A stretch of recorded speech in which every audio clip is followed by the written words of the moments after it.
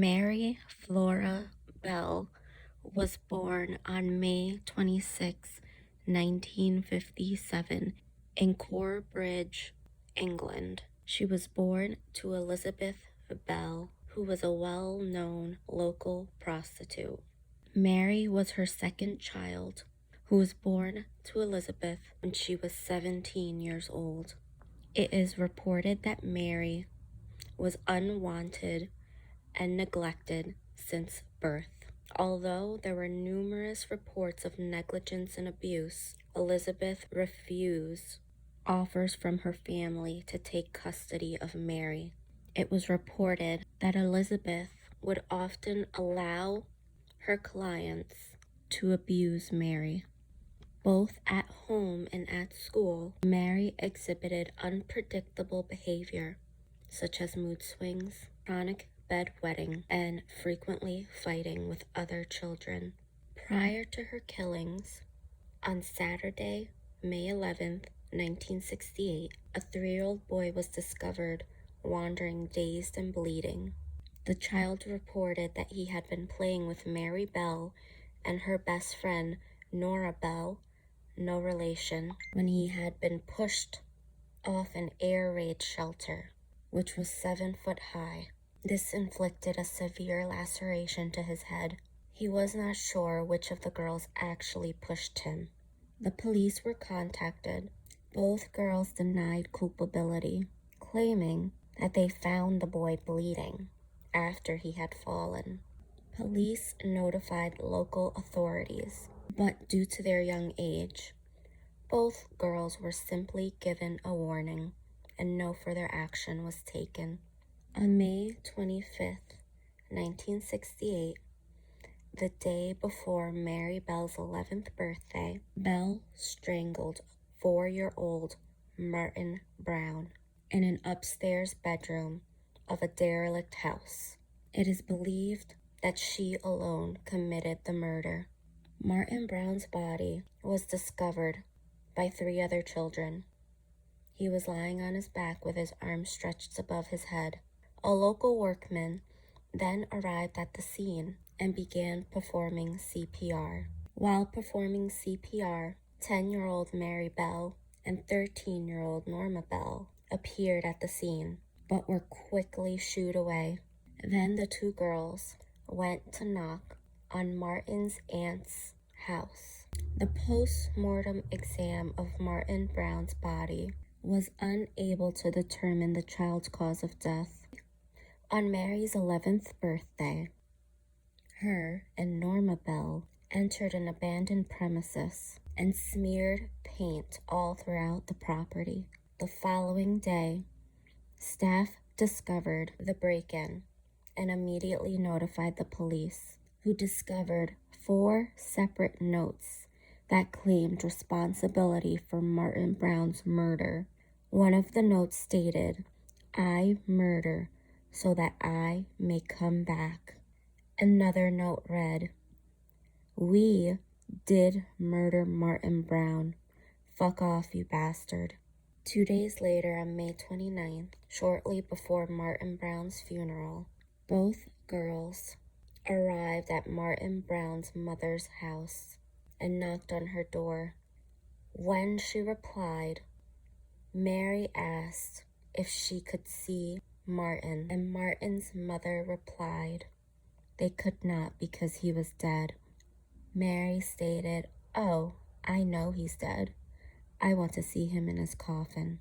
On July 31st, 1968, a 3-year-old named Brian Howe was last seen by his parents on the street outside playing with his siblings and the family dog, along with Mary Bell and Norma Bell. When he did not return home later that afternoon, concerned relatives and neighbors searched the streets. At 11 p.m., the search party discovered Brian's body between 2 large concrete blocks. When police discovered the bodies, several bruises and scratches were evident upon his neck, and a pair of broken scissors lay close to his feet. The coroner concluded Brian had died of strangulation, and he had been dead for approximately 7 hours before his body was discovered. Numerous puncture wounds had been inflicted to the child's legs before death, and sections of his hair had been cut from his head. His genitals had been partially mutilated. An crude attempt had been made to carve the initial M into his stomach. The discovery of Brian Howe's body sparked a large-scale manhunt.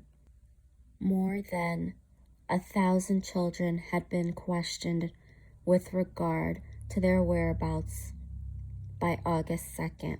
2 of those children were Mary Bell and Norma Bell. Although both girls were evasive, they freely admitted to having played with Brian on the date of his death, but denied having seen him after lunchtime. Questioned further, Mary stated she remembered seeing an 8-year-old local boy playing with Brian on the afternoon of July 31st, and that she had also seen him hitting the child. Furthermore, she stated she remembered that the boy had been covered in grass and weeds as if he had been rolling in a field, and that he had in his possession a small pair of scissors. She then said, "I saw him trying to cut a cat's tail off with scissors. But there was something wrong with them. One leg was broken or bent." This statement self-incriminated Mary Bell, as only the police knew about the broken scissors found at the scene. In addition, the local boy she named was questioned and was discovered to have been at the Newcastle airport the afternoon of July 31st, with numerous witnesses able to corroborate his parents' claims. On the afternoon of August 4th, the parents of Norma Bell contacted police stating their daughter wished to confess what she knew about the death of Brian Howe.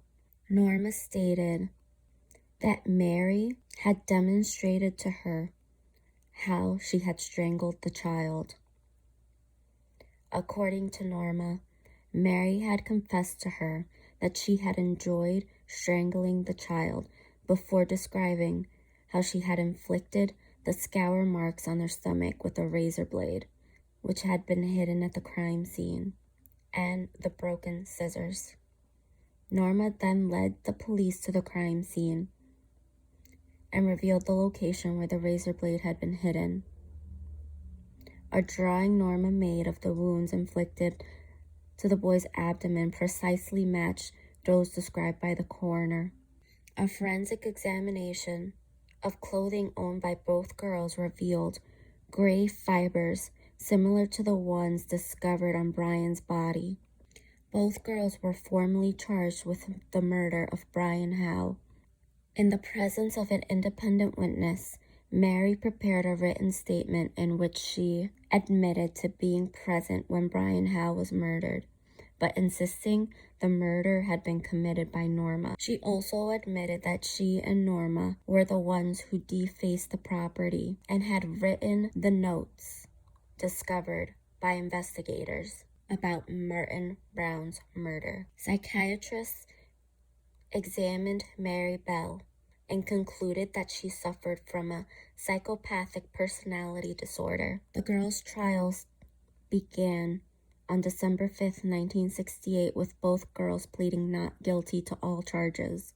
The trial lasted 9 days, and on December 17th, 1968, the jury would deliberate for 3 hours before reaching their verdicts. Mary Bell was cleared of murder, but convicted of manslaughter of both boys on the grounds of diminished responsibility. Norma Bell was acquitted of all charges. Bell would initially serve her sentence at the Red Bank Secure Unit, a young offenders institution, until around age 16, where she was transferred to a secure wing of the HM prison style in Cheshire. Bell was released from prison in May 1980 at the age of 23, having served almost 11 and a half years in custody. She was granted anonymity, which included a new name, allowing her to start a new life elsewhere under an assumed identity. 4 years after her release, Mary Bell gave birth to a daughter. Belle's current whereabouts are unknown.